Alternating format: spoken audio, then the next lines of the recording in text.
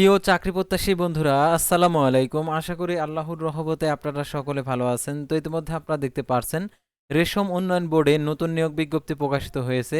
তো অনেক ক্যাটাগরির পদ রয়েছে। প্রত্যেকটা পদের আবেদনের ক্ষেত্রে শিক্ষাগত যোগ্যতা, বেতন স্কেল এবং আবেদনের শুরুর তারিখ, শেষ তারিখ এবং আবেদন ফি কত টাকা, আবেদন কিভাবে করতে হবে, এভরিথিং সবকিছুই আপনারা দেখতে পারবেন আজকের এই ভিডিওটির মাধ্যমে।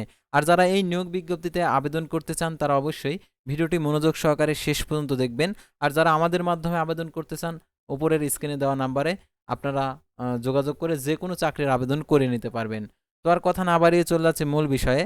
আর আপনি যদি অল জব নিউজ বাংলাদেশ এই চ্যানেলে প্রথমবার এই ভিডিওটি দেখে থাকেন তাহলে আমাদের এই চ্যানেলটিকে সাবস্ক্রাইব করে রাখবেন, নোটিফিকেশন বেল বাটন অল প্রেস করে রাখবেন, ভিডিওটিতে লাইক করে দেবেন। আর যারা ফেসবুক পেজে ভিডিও দেখছেন ফেসবুক পেজটি ফলো দিয়ে রাখবেন।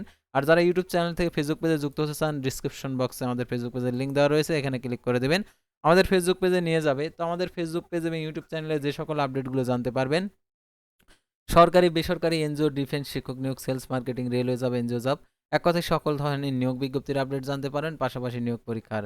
তো আর কথা না বাড়িয়ে চলে যাচ্ছে মূল সার্কুলার পেজে। আর যে কোনো নিয়োগ বিজ্ঞপ্তির আর কি আপনারা সার্কুলার যদি ডাউনলোড করতে চান, আমাদের ফেসবুক পেজে এসে যে কোনো সার্কুলারগুলো ডাউনলোড করে নিতে পারবেন। তো আর কথা না বাড়িয়ে চলে যাচ্ছি মূল সার্কুলার পেজে। যেহেতু আপনারা রেশম উন্নয়ন বোর্ডের নিয়োগ বিজ্ঞপ্তিতে আবেদন করতে চাচ্ছেন, তো আপনাদেরকে পদগুলো আপনাদেরকে দেখে দিচ্ছি। আর এটা প্রকাশিত তারিখ আপনাদেরকে দেখাচ্ছি, দেখতে পাচ্ছেন 17/6/2026 খ্রিস্টাব্দ তারিখে এটা প্রকাশিত করেছে, দেখতে পাচ্ছেন বাংলাদেশ রেশম উন্নয়ন বোর্ড। তো দেখতে পাচ্ছেন এখানে যে কথাগুলো বলা রয়েছে, দেখতে পাচ্ছেন প্রথমে পদের নাম সহকারী হিসাব রক্ষক, বেতন স্কেল 10,200 টাকা থেকে 24,680 টাকা, 14তম গ্রেড, পদের সংখ্যা 5টি। তো দেখতে পাচ্ছেন এটার জন্য শিক্ষাগত যোগ্যতা কোনো স্বীকৃত বিশ্ববিদ্যালয় হইতে ব্যবসায়িক শিক্ষায় দ্বিতীয় শ্রেণীর সমমান সিএ পেতে স্নাতক সমমান ডিগ্রি। তারপর দেখতে পাচ্ছেন MS Word, power point, Excel, computer চালানোর দক্ষতা। তারপর দেখতে পাচ্ছেন টেকনিক্যাল সুপারভাইজার, দেখতে পাচ্ছেন এখানে 9,700 টাকা থেকে 23,490 টাকা, 15তম গ্রেড, পদের সংখ্যা 96টি, কোনো স্বীকৃত বিশ্ববিদ্যালয় হতে উদ্ভিদবিদ্যা, প্রাণীবিদ্যা বিষয়ে স্নাতক সমান ডিগ্রি এবং স্বীকৃত বোর্ড হতে বিজ্ঞান বিভাগে উচ্চ মাধ্যমিক সার্টিফিকেট সমান পরীক্ষায় উত্তীর্ণ এবং diploma in silk technology degree. তারপর দেখতে পাচ্ছেন ড্রাফটসম্যান, পদের সংখ্যা একটি, 9,700 টাকা থেকে 23,490 টাকা, 15তম গ্রেড। তো দেখতে পাচ্ছেন কোনো স্বীকৃত বোর্ড হতে বিজ্ঞান বিভাগে দ্বিতীয় শ্রেণী বিভাগ সমান সিএ পেতে উচ্চ মাধ্যমিক সার্টিফিকেট সমান পরীক্ষা উত্তীর্ণ, কোন স্বীকৃত ইনস্টিটিউট হইতে সিভিল ড্রাফটিং ন্যূনতম 6 মাসের টেট কোর্স উত্তীর্ণ। তারপরে দেখতে পাচ্ছেন এখানে অফিস সহকারী কাম কম্পিউটার অপারেটর, 9,300 টাকা থেকে 22,490 টাকা।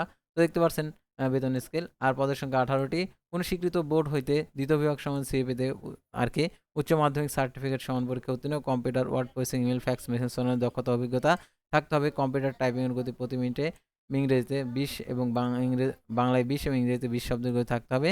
আরও একটি কথা, যারা সমাজসেবা অধিদপ্তরে আবেদন করেছেন অফিস সহকারী এবং সমাজকর্মী পদে, তো আমাদের মাধ্যমে আপনারা সাজেশন পাবেন, অর্থাৎ সাজেশন যদি নিতে চান স্ক্রিনে দেওয়া যে নাম্বার দেওয়া রয়েছে, অর্থাৎ হোয়াটসঅ্যাপ নাম্বার, সেই নাম্বারে আপনারা যোগাযোগ করতে পারেন, অর্থাৎ সাজেশন নেওয়ার জন্য, অর্থাৎ সমাজসেবা অধিদপ্তরের, অর্থাৎ আপনাদের কাছে পিডিএফ ফাইল একদম শর্টকাট সাজেশন রয়েছে, যার মাধ্যমে 70 থেকে 80% কমন পাওয়ার নিশ্চয়তা রয়েছে। তো দেখতে পাচ্ছেন এখানে এক্সপোর্ট ইউভার 9,300 টাকা থেকে 22,490 টাকা, পদের সংখ্যা 4টি, কোনো স্বীকৃত বোর্ড হইতে মাধ্যমিক স্কুল সার্টিফিকেট টেক্সটাইল ও কোনো স্বীকৃত বোর্ড হইতে উচ্চ মাধ্যমিক সার্টিফিকেট সমান পরীক্ষা উত্তীর্ণ। তারপর দেখতে পাচ্ছেন অফিস সহায়ক বেতন স্কেল 8,250 টাকা থেকে 20,010 টাকা, পদের সংখ্যা 43টি, কোনো স্বীকৃত বোর্ড হইতে মাধ্যমিক স্কুল সার্টিফিকেট সমান পরীক্ষা উত্তীর্ণ। তো তারপর দেখতে পাচ্ছেন এখানে আবেদনের ক্ষেত্রে আবেদন ফর্ম পূরণ ও পরীক্ষা অংশের ক্ষেত্রে নিম্ন শর্তাবলী অনুসরণ করতে হবে। তো উপরে যে শর্তাবলী দিয়েছে দেখতে পাচ্ছেন, বস্ত্র ও পাট মন্ত্রণালয়ের গত দেখতে পাচ্ছেন 6/11/2025 খ্রিস্টাব্দ তারিখে স্মারকের মোতাবেক ছাড়পত্র অনুযায়ী বাংলাদেশের রেশম উন্নয়ন বোর্ডের রাজস্ব খাতভুক্ত অর্থাৎ সম্পূর্ণ সরকারি নিয়োগ বিজ্ঞপ্তি এবং কোনো বিপরীতে জাতীয় বেতন স্কেল 15, 14তম, 15তম, 16তম, 20তম গ্রেডের ভুক্ত নিম্নোক্ত অস্থায়ীভাবে সরাসরি জনবল নিয়োগের লক্ষ্যে পদের পার্শ্বে বর্ণিত শর্তে বাংলাদেশি ভুক্তনারীদের নিকট থেকে অনলাইন বিএসডি b.টেলটক.com ভিডিও ওয়েবসাইটে আবেদনপত্র আহ্বান করা আছে। অনলাইনে দেখতে পাচ্ছেন আবেদন করতে হবে। আর আবেদন ফর্ম পূরণ ও পরীক্ষা অংশগ্রহণের ক্ষেত্রে নিম্ন শর্তাবলী অবশ্যই অনুসরণ করতে হবে। সকল পদের ক্ষেত্রে 1/6/2026 খ্রিস্টাব্দ তারিখে 18 থেকে 32 বছর মধ্যে হতে হবে। বয়স প্রমাণের ক্ষেত্রে অ্যাফিডেভিট গ্রহণযোগ্য হবে না। বিভাগীয় প্রার্থীদের ক্ষেত্রে বিধি মোতাবেক যথাযথ কর্তৃপক্ষের অনুমোদন ক্রমে আবেদন করতে হবে। সরকারি, আধা সরকারি, স্বশাসিত প্রতিষ্ঠানে কর্মরত প্রার্থীদেরকে অবশ্যই কর্তৃপক্ষের অনুমতি ক্রমে আবেদন করতে হবে। বিভাগীয় প্রার্থীদের আবেদন ফর্ম পূরণ ডিপার্টমেন্ট ক্যান্ডিডেট, অর্থাৎ বিভাগীয় প্রার্থী বলতে আর কি বাংলাদেশ রেশম উন্নয়ন বোর্ডে যারা চাকরি করেন, তো তাদের ক্ষেত্রে ডিপার্টমেন্ট ক্যান্ডিডেট ঘরের অংশ টিক চিহ্ন দিতে হবে, অন্যদের ক্ষেত্রে এই শর্ত প্রযোজ্য নয়। এই সকল চাকরিরত প্রার্থীদেরকে মৌখিক পরীক্ষার সময় নিয়োগকারী কর্তৃপক্ষের কর্তৃক অনাপত্তিপত্রের মূল কপি জমা দিতে হবে। নিয়োগের ক্ষেত্রে এক্ষেত্রে অগ্রিম কপি গ্রহণ করা হবে না। ১ ও ৪ নং ক্রমিকের বর্ণিত পদের লিখিত পরীক্ষা ও ব্যবহারিক পরীক্ষা উত্তীর্ণ প্রার্থীরা ২ ও ৩ ও ৬, ৫ ও ৬ নং ক্রমিক পদের জন্য লিখিত পরীক্ষার উত্তীর্ণ প্রার্থীরা মৌখিক পরীক্ষার জন্য যোগ্য বিবেচিত হবেন। মৌখিক পরীক্ষার সময় সংশ্লিষ্ট সকল শিক্ষাগত যোগ্যতার সনদ প্রত্যয়ন অনাপত্তিপত্রের মূল কপি প্রদর্শন করতে হবে। অ্যাপ্লিকেশন ফর্ম সহ আবেদনে দাখিলকৃত সকল সনদ প্রবেশপত্রের এক সেট সত্যায়িত ফটোকপি দাখিল করতে হবে। ইউনিয়ন পরিষদ, পৌরসভা, সিটি কর্পোরেশন কর্তৃক প্রদত্ত নাগরিকত্ব সনদপত্র প্রদান করতে হবে। বীর মুক্তিযোদ্ধা, শহীদ বীর মুক্তিযোদ্ধা পুত্রকন্যার ক্ষেত্রে অবশ্যই আর কি মুক্তিযোদ্ধার সনদ প্রদান করতে হবে। ক্ষুদ্র নির্দিষ্টের ক্ষেত্রে ক্ষুদ্র নির্দিষ্টের সনদ। তো অনলাইন আবেদনপত্র পূরণ ও সংক্রান্ত নিয়মাবলী। তো এখানে আরও শর্তাবলী দেওয়া রয়েছে। লিখিত, মৌখিক, ব্যবহারিক পরীক্ষার জন্য টিএডিএ প্রদান করবে না। তো দেখতে পাচ্ছেন এখানে পরীক্ষা অংশ নিচ্ছুক প্রার্থীগণকে bsdb.teltok.com ওয়েবসাইটে আবেদনপত্র পূরণ করতে পারবেন। অনলাইন আবেদনপত্র পূরণ ও পরীক্ষার ফি জমাদানের শুরুর তারিখ 22/6/2026 সকাল 10টা থেকে শুরু হবে। আর অনলাইন আবেদনপত্র জমাদানের শেষ তারিখ 21/7/2026 আর কি রাত 12টা পর্যন্ত। উক্ত সীমার মধ্যে ইউজার আইডি প্রাপ্ত প্রার্থীগণ অনলাইন আবেদনপত্র সাবমিট করা হলে 72 ঘন্টার মধ্যে এসএমএস এর মাধ্যমে পরীক্ষার ফি জমা দিতে পারবেন। আর অনলাইন আবেদনপত্রে 300x300 পিক্সেল ছবি এবং 300x80 পিক্সেল স্বাক্ষর আপলোড করতে হবে। ছবির সাইজ 100 কেবি, স্বাক্ষরের সাইজ 60 কেবি।